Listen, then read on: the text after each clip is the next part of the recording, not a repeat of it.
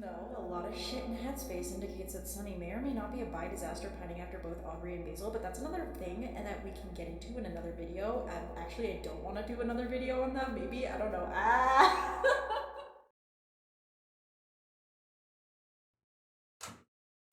Hey, yo! Have you noticed that Headspace is kinda fruity? Yep, I'm back, and I'm somehow gonna try to derive queer meaning from aspects of Sunny's Headspace. Headspace is jam-packed with a lot of Easter eggs and tidbits about Sunny's mind. Some are funny, some are fucked up, and some are really fucking gay. Again, I'm not really trying to enforce a specific opinion of this game onto you. I'm mostly just looking at in-game evidence that explains why the Bi Sunny headcanon is so popular among queer people in the fandom. I'm also doing this because I feel like if I don't, I'm gonna let down all the people who wanted a Bi Sunny video from me. I have a mission to fulfill now. Now, a few disclaimers. No, I don't hate you if you think Sunny is the straightest man on earth or something. I'm simply looking at the game from an angle that is personal to me and a lot of other queer people in the fandom. Am I devaluing the message of the game by looking at and interpreting queer theory? No. If you think me making some silly video about gay shit in Headspace disrespects the deeper meaning of the game, then you should probably stop making stairs jokes and engaging in Omori meme compilations. Just saying. Also, I got some comments on the Basil video saying that I'm forcing queerness onto the characters of Omori, and yeah, you're 100% correct! The whole point of analyzing characters through the lens of queer theory is literally projecting the experience of queer people onto fictional characters. If that makes you angry, this is not the video for you. I'm going to be projecting so hard. This is your final warning. Also, yeah, I'm gonna be using queer a lot in this video just for the sake of convenience. If you dislike that, you're valid, but you've probably already been pissed off. Alright, time to crawl into Sunny's fucked up head and pick out the gay shit. 1. Aubrey and childhood crushes. I feel like it's important to address the obvious elephant in the room when it comes to a queer analysis of Sunny's headspace. Aubrey. Sunny can't be gay. He has a crush on Aubrey. I'm not arguing that he's gay. I'm arguing that he's bisexual. And surprise! Half of being bisexual means being attracted to the socially acceptable opposite gender. I personally find Sunny's crush on her to be really charming and cute, by the way. The rain memory reveals that he's always looking at Basil's pictures of her, and then there's some imagery and tidbits that come off as super heartwarming when Sunny's affection for her is viewed as romantic. It genuinely fuels my love for the one-sided childhood crush trope. This crush is obviously reflected in Headspace. Realistically, we never find out if Aubrey reciprocates the crush in the real world, but in the dream world, Sunny is allowed to live an idealistic version of his childhood where the girl he remembers crushing on is crushing on him instead. I don't find it odd that Omori doesn't really respond much to Aubrey's advances onto him. It's not really in line with his character to interfere or mess with the looping plotline of Headspace, for fear of changing gears or adding gaps where, repressed memories could seep through. He has to keep things perfect, or the dreamer will wander. This is why the Aubrey School Black Space 2 room is really interesting to me. I personally like to interpret it as the urge to break from tradition after having the same dream adventure sequence play out so many times.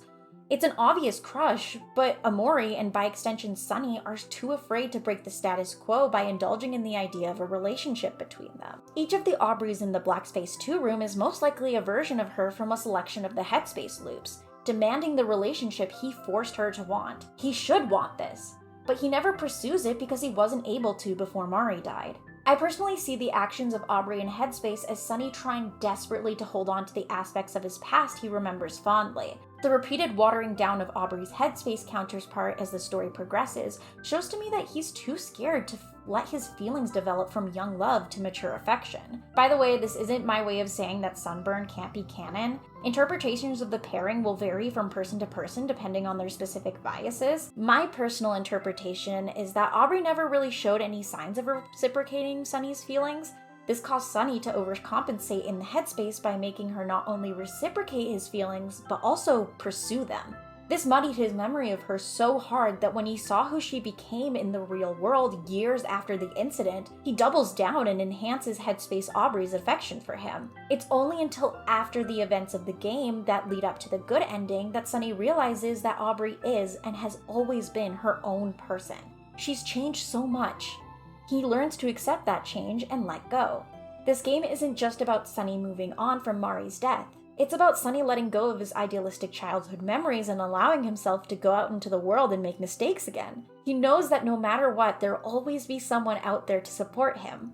And maybe for Sunburn shippers, that someone is Aubrey, and the two of them learn to develop a relationship. A new one, without the baggage of Mari's death looming over their heads at every moment. And that's great for them! For me, it's not my vibe. It doesn't actually mean it's a bad pairing though, I just happen to like shipping things that are a little less painfully heterosexual. Anyways, moving on.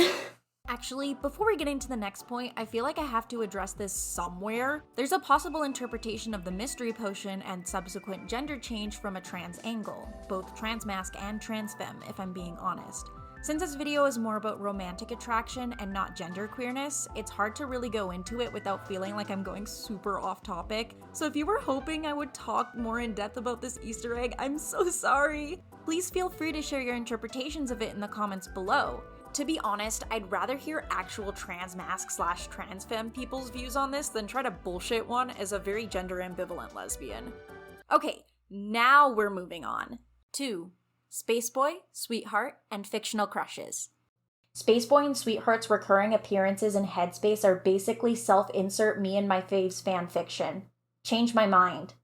No, I'm serious! They're fictional characters from the real world inserted into a story where the loner dude and his besties constantly influence their actions. It's kind of funny to me, especially given the fact that Sunny / Omori seemingly despise Sweetheart.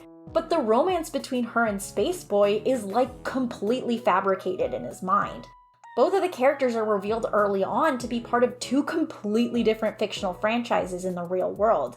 It's like Sunny can't decide if he wants them to be a part of their own relationship or for them to be completely single and available. They both have their own dedicated locations in Headspace. They both have NPCs whose only purpose is to simp.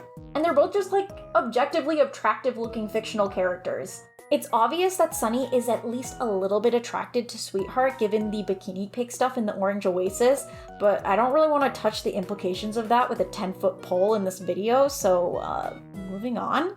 Obviously, Sunny prefers Spaceboy to Sweetheart, so maybe all of his one-sided breakups with her and these on and off relationships are just a result of Sunny again wanting Spaceboy to stay available. This is probably my weakest argument out of all of the ones I'm going to make in this video. A lot of it relies on heavy interpretation of the content in the game. But if you read as much queer Omori fanfiction as I have, Sunny's bioawakening as Captain Spaceboy is a throwaway line like 75% of the authors like to use on AO3. I feel like fandom culture has swayed this opinion of mine more than the game itself, and that's not necessarily a bad thing. Unfortunately, it's just hard to garner too much pining for these two characters, especially Spaceboy within the canon content. There are other characters we can look into though. 3.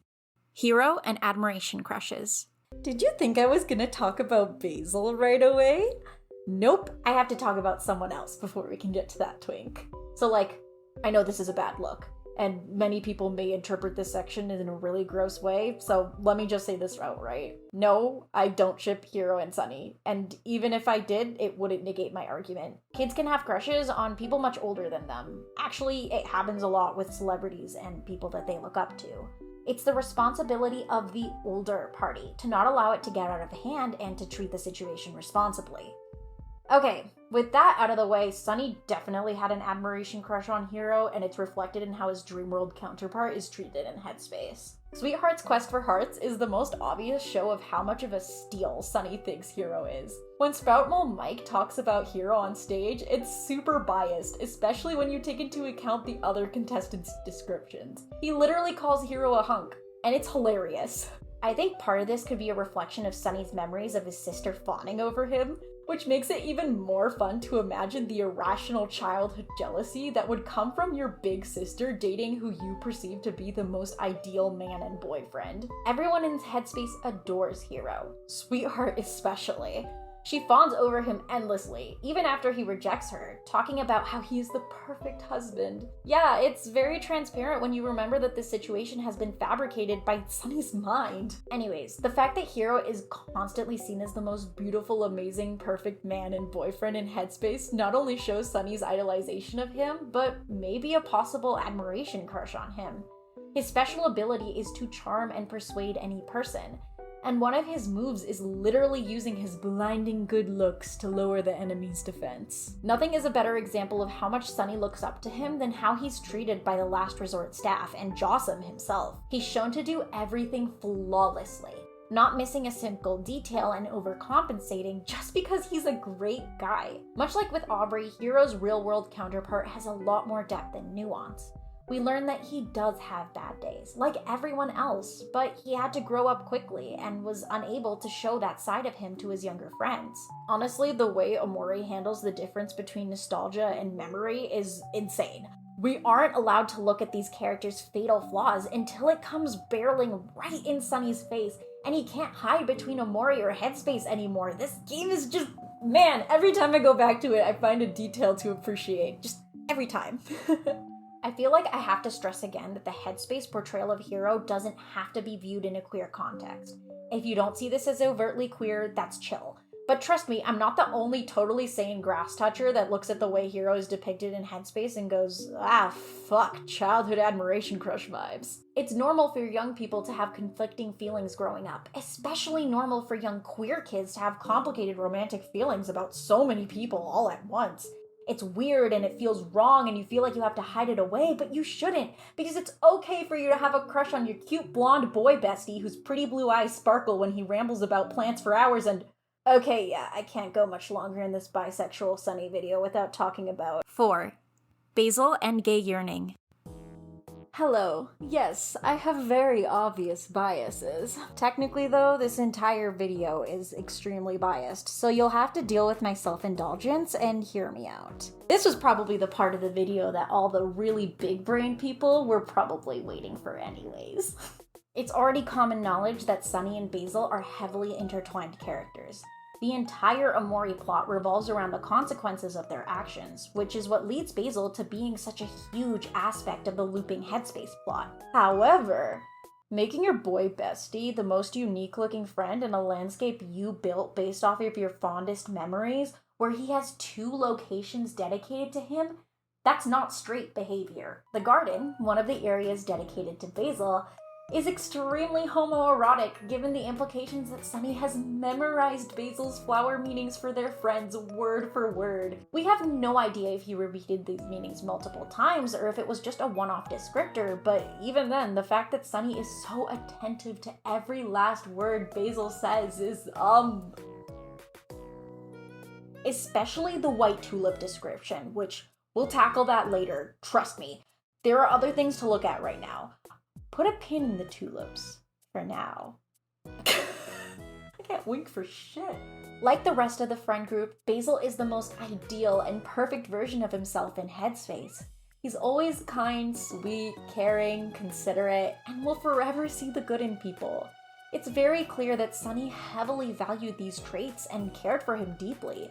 It makes you, the player, grow a strong attachment to him before he goes missing. And once he disappears, you understand why everyone wants to find him so badly. It also has the consequence of being really fucking gay. Before Headspace starts suppressing and removing all remnants of Basil to try to lure Sunny away from the truth, Basil is effectively the game's Princess Peach. In the Hikikomori route, when Sunny refuses to face the truth in the face-off against Stranger in the church, Basil is given back to him. At this point, Omori trusts that Sunny will no longer try to pursue the truth in search of Basil. And then he fucking bridal carries him out the church like, hello, how are some of y'all ignoring this? There are other little details in the Hiki route which come off as really queer. Once you save Basil, he'll be located at the picnic blanket with Mari, a spot that is canonically meant to be a safe space where nothing bad can happen to him, or Mari for that matter. On top of that, the Switch exclusive boss rush with Omori and Basil shows how broken these two are gameplay-wise. Their release energy is extremely OP. It comes off as a power fantasy for a guy in his definitely not gay boy bestie to be so strong in his perfect dream realm. compared to how frail they are in real life. It's almost as if Sunny's mind is trying to overcompensate for how many times he's seen versions of Basil getting hurt in Blackspace. This is why I get so confused by the argument that Sunny/Omori hate Basil because of how many times he dies and gets killed in Blackspace. It's much more complicated than one character disliking another character. Sunny feels a deep affection for Basil, and it shatters his brain because Basil is unfortunately tied to the trauma that shut him away in the first place. In the Blackspace rooms, Basil is especially clingy and desperate and wanting to tell him something troubling, but he's always brutally killed before he's given a chance. His fruitless desire to help is further enhanced by the spider room, where it implies that Sunny has opened up to him about the Spider Cliff Lake incident that manifested all of his fears. The two have opened up to each other so many times in the past. They rely on each other deeply, and when we take into account that Basil's bed is the only one that Sunny finds comfortable other than his own, we can infer that they've had many nights of deep conversation and comfort. And maybe in those memories of opening up to Basil, Sunny was able to feel better with some encouraging words and a hand on his shoulder. Not anymore. Not this time, anyways. The trauma won't go away with the heartfelt conversation. Choices were made on the day of the recital which genuinely scarred both of these characters. This is why Sunny's interpretation of Basil in Headspace was split in two. And it's why Stranger is so important to not only discovering the truth of the incident, but also Sunny's possible feelings for Basil. 5. Stranger and repression of feelings. Stranger not only represents the truth behind Mari's death, but also Sunny's repressed feelings regarding Basil. These feelings can be seen both as Sunny's refusal to see Basil as flawed for fear of remembering the incident, but also as a repression of strong feelings for the real Basil. And by feelings, I obviously mean romantic feelings. I'm not going to beat around the bush here. You know how I said in the Basil video that we don't know too much about how Sunny regards their friendship? Well, technically that's still true, but it's mostly because Sunny and Omori are silent protagonists. In reality, there's a lot of content to work with here. The thing that makes it difficult is that a lot of the content is purposely left vague in order to enhance the mystery of the game and to aid in fan interpretations. As much as I find the opinion kind of shallow, there's still a reason why certain members of the fandom look at elements of Basil from Headspace and conclude that Sunny harbors a deep resentment for him. Also, before we go any further, it's summer and I'm hot. And I want to die, and it just... I feel so empty without color. One sec. Okay, that feels much better. Anyways, I'm here to argue that Sunny's true feelings are more complicated than resentment. In the fight against Omori at the end of the game, he still says, Basil loved her, and you killed her. In regards to Mari, a lot more of Sunny's darkest feelings revolve around self-hatred. Sure, Basil is murdered multiple times in Blackspace, but aside from the scene in the True Root where he is stabbed in the church, Omori is an observer of Basil's deaths, and not an instigator. It reads more as helplessness than hatred. Sunny, who was so helpless and broken after the death of Mari that he just went along with Basil's twisted idea to cover up the truth. He stood there and watched as Basil sacrificed his mental well-being for the sake of keeping his best friend safe. He's not mad at Basil. He's mad at himself for letting Basil interfere. Blackspace in general is very Basil-centric. Both versions of him reside there, playing two very different roles. Stranger is the manifestation of Sunny's desire to seek the truth. He leaves bloody footprints wherever he walks, leading to clues of Blackspace's existence. The barn, the lost library, Blackspace itself, Omori would never go to those places without Stranger's influence. Omori's goal is to conceal the truth, to cope. Stranger's goal is to reveal the truth and accept. Stranger is, of course, an ominous, shadowy representation of Basil. He looks this way for reasons that are only obvious when you understand his involvement in what happened on the day of the recital. But for first-time players, it's hard to wrap your head around what Stranger wants Omori to find. This, funnily enough, has the consequence of a lot of queer people assuming that the truth revolves around a connection between them, like a romantic connection. I'm not kidding, there are a good handful of people who assumed that one of the secrets in the game was that Sunny was in love with Basil and repressing his feelings. It's iconic, and I love it. While Headspace Basil does nothing but praise Omori and cling to him, Stranger desperately calls out to him, begging to be heard, just like the void creatures that reside in the deeper well. 6. The Deeper Well and Sunny's Subconscious. I feel like this section needs to be separate from the Stranger stuff because of all of the odd headspace and black space creatures that allude to feelings for Basil are their own entities. They're not an interpretation of a person or thing from Sunny's life, they're more like a manifestation of Sunny's deepest thoughts and feelings. The Deeper Well has the biggest density of these creatures, all of them being named some variation of nothing, like empty, blank, none. The Deeper Well are where thoughts fade away, and it is where we are warned about the depressing emotions that lie ahead of us in black space. Obviously, a lot of these creatures speak more about the general truth and the lore of Headspace than Basil himself, but when they do mention him, it's very interesting. I think, my friends, it may be time to talk about the branch coral. The Sunflower fans who just cheered right now, I see you. The branch coral provides ominous answers to many curiosities within Headspace, one of which being the quest for a lost friend. The friend you have lost is not in this world. The day he was removed, he was born elsewhere. He is special to you. A string of fate ties you two together. The string of fate is an element of Asian mythology originating from China, which is also referred to as the red thread of fate. If you're a hopeless weeb, you probably know it from anime and understand what it implies, but in layman's terms, it's a soulmate thing. He cannot leave that place alone.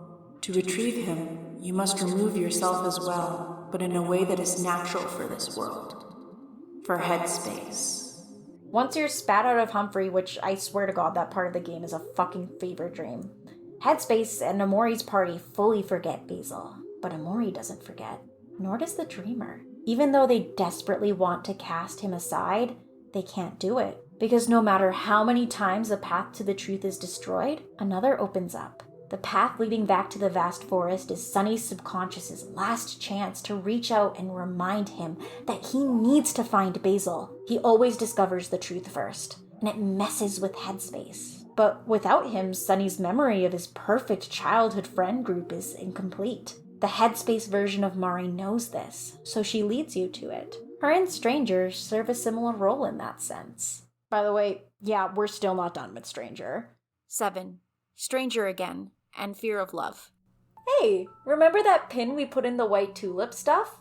Let's talk about it now. In Basil's garden, the white tulip is given 2 descriptions. One from Basil in relation to Omori, and one from Stranger in relation to Sunny. The first is played for comedic effect, especially after so much love is applied to the other meanings for everyone else in the party. My homie Omori, he just white and bulbous. But then, on your way to black space, as Omori passes the dead garden that he fruitlessly tried to maintain, if we're going by the secret ending here, Stranger appears and he tells us what Basil really said all those years ago. And these are white tulips. Tulips aren't very flashy plants. They're not too big or small, not too elaborate or flamboyant. If I could put it in another way, I guess I would say that they're comfortable, simple, modest, and perfect. Just like Sunny. Imagine hearing that from your closest friend. Someone you've confided in so many times and will most definitely confide in again. And then you ruined him. You let him get involved in your biggest mistake. Now the thought of how he regarded you is so painful that you have to lock it away. No matter how he feels about you, you don't deserve him. Sunny is too afraid to face what these 4 long years have done to Basil. Regardless of if you answer the door for Kel or not, in both routes, the worries are the same. The black space rooms that relate to these worries the most are the rain room and the fishbowl room. In the rain room, you find Strangers standing on a patch of grass by the quay. When you interact with him, he says, I miss you, Sunny. You were always someone I could depend on to listen. My problems, my hopes, my dreams, you knew them all. So if you're still there, please let my words reach you one more time. He fades away, and then a single white daisy is revealed. Like most white flowers, white daisies represent innocence and purity. It's the only living plant in this room aside from the grass. It's a small sliver of hope for a second chance, a new beginning. In the fishbowl room, you find Stranger standing by, surprise, a fishbowl! It's empty, and the water and the fish have been dumped out. The fish has probably been long dead. When you interact with Stranger, he says, "Back then, I wanted to save what was left. But even after everything, you left me, Sunny." This first part here is obviously in reference to Mari. The fish, Mari, is already dead. There was nothing Basil could do, and yet he did whatever he could to preserve the environment within the bowl, the happy memories that they had. It's saddening imagery. What stands out the most, though, is what he says next. "I waited so long for you to come back. Even seeing you now, it's hard to think straight. I can feel my head hurting and I want to cover my face and hide. There are so many things I want to say to you, but the words just won't come out. I waited so long for you to come back, Sunny, but you never did."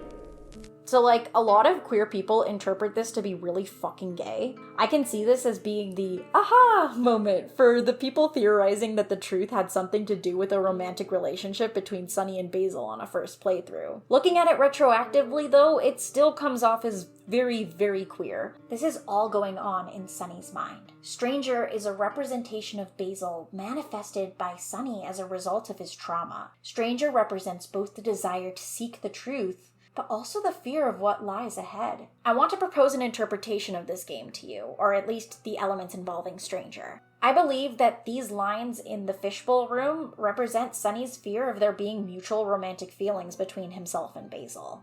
Actually, this is further enhanced by the 2 times Sunny allows himself to see Basil as a person in his mind, rather than an idealistic memory or manifestation of trauma. Also, hi, yes, this is editing me forgetting something so absolutely crucial because I am a fool. Anyways, the first time this happens is before the recollection of the truth. You can tell this isn't the idealistic Headspace Basil by the way his sprite is colored in this moment. This Basil is a memory of who he was at the time of the incident. He's still kind and compassionate, but he displays an amount of fear and worry for how the truth will register in Sunny's mind that would be uncharacteristic of the always positive Headspace Basil. The fact that this happens before the discovery of the truth shows that Sunny, regardless of his repression, wants to reconnect with and forgive Basil despite what will be shown ahead. The second time that this happens, which I am so mad I forgot to put in the original script, is right before Sunny collects his violin and begins the process to mending it. Basil stands outside Sunny's house as his true self, the Basil that came to be after the incident, the Basil he had to face just days before moving away. He's trying to keep a smile despite how nervous he is. And the fact that he stays so in character in this moment shows that Sunny knows Basil well enough to fabricate a pretty true-to-life version of him in his mind. After saying some reassuring words, he moves to leave, but hesitates, and then rushes to hug Sunny. Again, this is happening in Sunny's mind. Sunny is the one desiring this level of comfort from Basil. He is the one who hopes he can make new memories with Basil and the rest of his old friends. He may not show that much external emotion, but like Basil says, he has a lot of feelings bottled up, and eventually they'll spill out. It could be possible that some of those feelings revolve around how he regards Basil. Coming back to Basil after the incident means unpacking a plethora of unspoken feelings, desires, memories. Imagine how terrified you would feel if you had to face the fact that you were in love with the person connected to your biggest mistake, and how much more terrifying it would be if they felt the same way about you. And not only have you two made awful choices and kept damning secrets, but you're also 2 people of the same gender living in a small town with a heavy religious lean. How could anything good come of this? Some argue that nothing good would come of them pursuing these feelings. That's why Sunflower as a ship is so controversial to begin with. As I mentioned in the Basil video, the biggest argument against the ship is that there is a codependent trauma bond between the two. So exploring a romantic dynamic between them means you're romanticizing abusive relationships. It's too unhealthy. They're too mentally unwell to date, some people say. As if people who are neurodivergent and or suffering from mental illness don't deserve to find a happy love life. The majority of sunflower shippers are not only queer, but also mentally ill and or neurodivergent. So like, of course we're gonna want to find hope in a dynamic between the most fucked up little guys. Like, come on, let us dream! With me personally, there's a level of comfort that comes from engaging in fictional dynamics like these. On one hand, there are times when it feels nice to vent out dark thoughts through the lens of these characters that aren't real and I can connect to them. And on the other, it's nice to find comfort in the content of these characters being happy for once and finding happiness within each other. Being able to engage in different and interesting interpretations of media is what keeps it alive in people's minds. There's a reason why there's like 60 million game theory videos on Five Nights at Freddy's, and MatPat keeps making more of them. Like, holy shit. That passion for FNAF lore kind of reminds me of the Omori fandom's passion for shipping. Am I really going to end this section with FNAF shit? I really don't have any other way to wrap it up. Oh god. 8. Why does this matter? Some of the comments on my Basil video seem to ask the same questions. Why are you trying to make all of this gay? Why do you feel the need to enforce sexuality onto everything? Why do you make shipping such a massive part of your identity when it comes to fandom? The answer to those questions is because it's fun. There's honestly no other deep meaning to it other than the fact that I find it fun to interpret fictional characters in a way that makes me happy. Fandom these days is heavily centered on discourse. At what point does it go from like fun indulgence to toxic brain rot? If you like Omori, or any piece of media for that matter, it's because it resonated with you in some sort of way. Maybe there was a moment that hit super close to home. Maybe it was something that helped you cope with life at just the right time. Maybe there's a character that you relate to more than any other character you ever have in your entire life. Or maybe it was just a great fucking time and you love having fun because enjoying stuff is nice. The fact is, I'm gay and a hopeless romantic. I have a thing for buff anime girls with a soft side. I enjoy the idea of putting scrawny-looking androgynous fictional twinks in a blender. I love looking at real-world items somewhat related to the things I like and going, nice blank reference. I love consuming media in general. That's why I create content for fandom. It's fun, and I like to have fun. Nothing more, nothing less. If this video is not your idea of fun and fandom, or if my opinions of the probability of queerness in fictional characters annoys you because that's not how you personally enjoy consuming content, the block button is wherever it is on YouTube. I actually have no idea. When I make fan art, or animatics, it comes from pure embarrassing self-indulgence. Sometimes I get lucky and people connect to the stuff I create as much as I do, and sometimes I get super lucky and these people become longtime friends. Shipping and queer theory is how I like to have fun in fandom. It's up to you to decide how you like to have harmless fun, and pursue it. By the way, to all the people who left so many comments on my Basil video saying that it validated them or helped them see the character from a different, more sympathetic perspective, I'm truly grateful. There were so many heartfelt messages about how they related to the experiences I described, and I was really happy to hear that I wasn't the only one out there who wanted queer video essays on Omori. Sucks though that I had to make them instead of sitting back and enjoying them like you are. I mean, at least I hope you're enjoying this video, but... Anyways, before making this video, I read through a lot of the comments talking about Sunflower and Sunny to help with the additional tidbits in this Headspace video. So if you see anything familiar, then congratulations! You contributed to this video and helped me gather up details to add and angles to consider. I seriously can't thank you guys enough for the support on the Basil video. I didn't expect my video essay would get seen by people outside of like my internet mutuals, and then it somehow ended up on the Omori Reddit, which is hilarious considering the amount of times I dunked on it in my Basil video. It was kind of an iconic moment for me. If you'd like to further support me and my work, all of my relevant socials are linked below. You could also check out my Etsy store or commission me to draw your faves. That would help a lot. And not to self-plug or anything, but like all of the prints over here, they're all available on my Etsy store for purchase, and I have other really fun things. I promise it will be worth it, and don't feel pressured, please.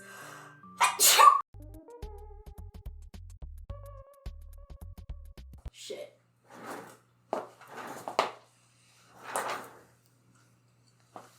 Anyways, I hope everyone who's made it this far has an amazing rest of their day or night, and hopefully I'll see you in the next video, whatever that may be. See ya.